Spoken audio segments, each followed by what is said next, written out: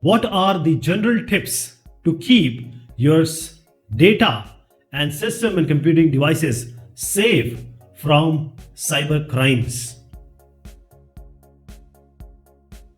The first thing comes here is all your computing devices. It can be your desktop, it can be your laptop, it can be your mobile, it can be even your tablet or any other modern day computing device. Always keep your computing devices updated with latest software patches, latest operating system patches. For example, if you have Windows, now there is a bug, there is a problem or backdoor entry. Now the attacker or the hacker, they always find this bug or the window where they can enter. So now Windows will do what? It will update itself, try to do the patchwork, and then it will tell you to update it. So you have to update it. Similarly, I'm just talking about Windows, but it is applicable for every application, every operating system you are using in your computing device. First thing. Second thing comes is protect systems or devices through security software like antivirus with the latest version. For example, in Windows we have Defender. The same work it does. You can use firewall. Software firewall is also available. Or you can use antivirus. Antivirus is McAfee, Avast, Kaspersky, Quickhill. There are a number of antivirus systems, antivirus softwares. So they are basically against the virus. They will nullify or quarantine these viruses. Because viruses are also same programs, yeah, with malicious intent. So now wherever virus is created and once it is known, the antivirus will try to nullify it, to update itself. The next thing comes is always download software or applications from known trusted source only. If you don't know the source which is trusted, you don't realize or you think that this is somewhat skeptical, like HTTP. Don't ever use HTTP website links. Don't use anything on Google Play Store. Just see the reviews because there is always a ranking and you will see that this is an app which is trusted. So HTTPS, always you have to use HTTPS. S is for secure socket layer. That is, it is encrypted and it is also secured. Never use pirated software. Never use pirated software. Next thing comes is ensure all devices, accounts, these are protected by very strong PIN or passcode.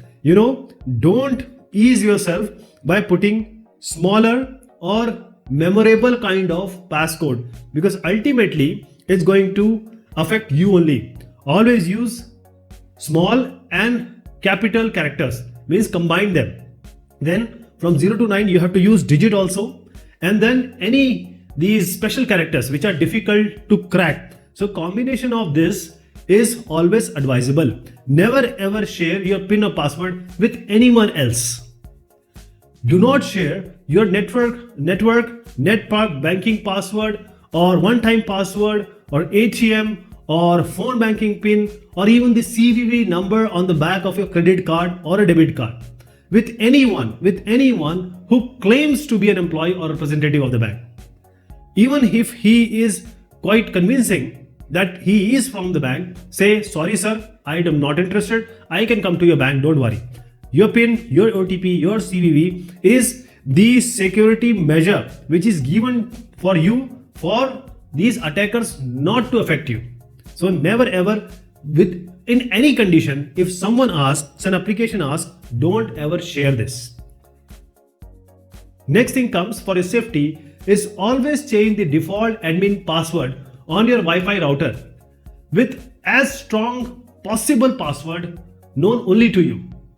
So even if you go to a reservation counter or hotel or say some public place, you will get Wi-Fi router. Means in public places, never ever use Wi-Fi which is public. Though it claims, the technology claims that it is secure, I'm just saying, why to take chance?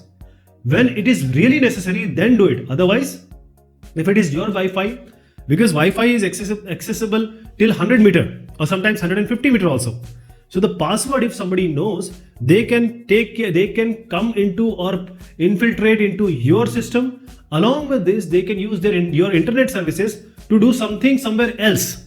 And when something will happen somewhere else, you will be the culprit. You will be reprimanded. So these data has to be encrypted also. So always see that your wireless network, because AB goes as X side in encryption, so it has to have the latest encryption technique.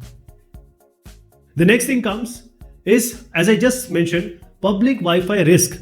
Always you see in public Wi-Fi there is always a chance of people doing sniffing like dog sniffs. It's packet sniffing because the data is going through packets, and there are people who are sitting, we call them as man in the middle attacks. So they will try to sniff and try to get hold of your packet, and that packet is containing the data. So man in the middle is a really, as a situation you will never know, but your data is seen by someone, is accessed by someone, and even used for some malicious intent. So there are malicious Wi-Fi hotspots. Don't ever use Wi-Fi which is not secured, or any place where you see that there can be some suspicious activity. Be cautious while browsing through a public Wi-Fi. Avoid logging into your personal and professional accounts such as email or banking on these networks. Even if you are tempted to use the Wi-Fi, don't use your email or banking on these networks, even if it is dire necessary or requirement. See, there is a keylogger. What happens here is, whenever we enter password, the malicious software like the malwares, they try to see what you have typed on your keyboard. So this is keylogger. So always use the virtual keyboard to access net banking facility from public computers, and also log out from banking portal website after completion of your online transaction or money transaction. So first thing, don't use the actual physical keyboard. Always try to use the virtual keyboard that will be shown on your desktop only. So just type there rather than typing on your keys, because there is always a keylogger if someone has attacked you. And always log out. Don't think that you just close the browser and everything will happen. If you have used a web browser somewhere else for any banking activity or any kind of transaction, you have to clear or delete the browsing history. Otherwise, there are certain programs which can check what you have done in the history, and they can get your details. Either it can be Internet Explorer, Chrome, or Firefox.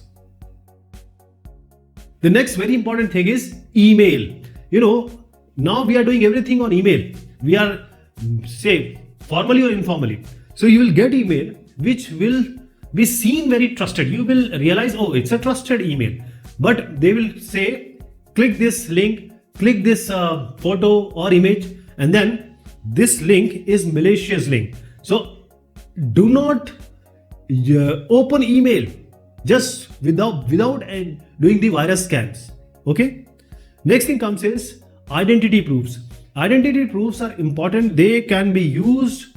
It can be Aadhaar card, it can be PAN card, it can be a social security number card, whichever card, or even your driving license.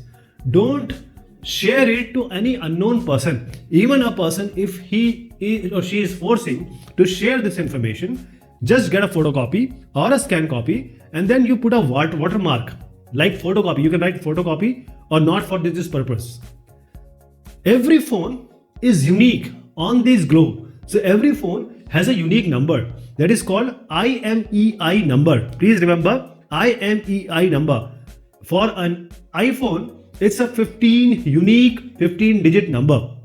So this number is unique to every mobile of every company. There cannot be two identical IMEI number. So now your mobile can be traced even if it doesn't have any SIM card or mobile connection. Then also this IMEI number is used to trace your mobile.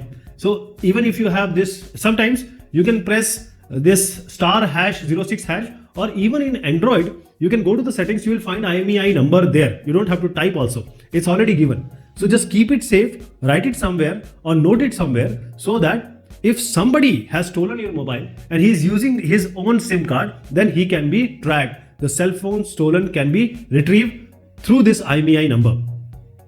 Next thing comes is you have to be very careful. Whenever there is money, there is always a chance of attacker. So whenever you are going to an ATM or anywhere where money is involved, you need to see people. There are people observing you. There are schemers. There are scheming machines. So whenever you are putting your PIN or typing your PIN, just safeguard it or just close it or hide it. Right? There can be a scheming machine which can steal the data of your card, and also the typing. When you type, there is a camera people or attacker they install there. So you need to be very sure that nobody is seeing. Even if you don't you trust everyone, then also you have to be very careful. Discuss safe internet practices and etiquettes with your friends and family. See, if you are a computer science or IT person, you might be knowing all this.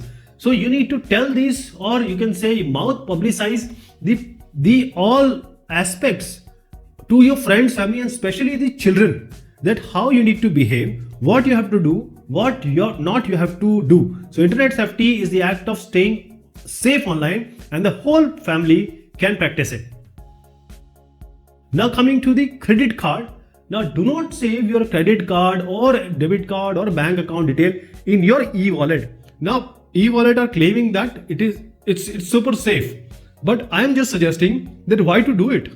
You can always enter this. You are not doing transaction every minute. You are doing it maybe in not that frequent. So security breach can be there. Maybe after 3 months, 6 months, some security breach is there on the server. So if you have saved all these in your e-wallet, that e-wallet company will just say it's been hacked. What can we do? And your data will be taken.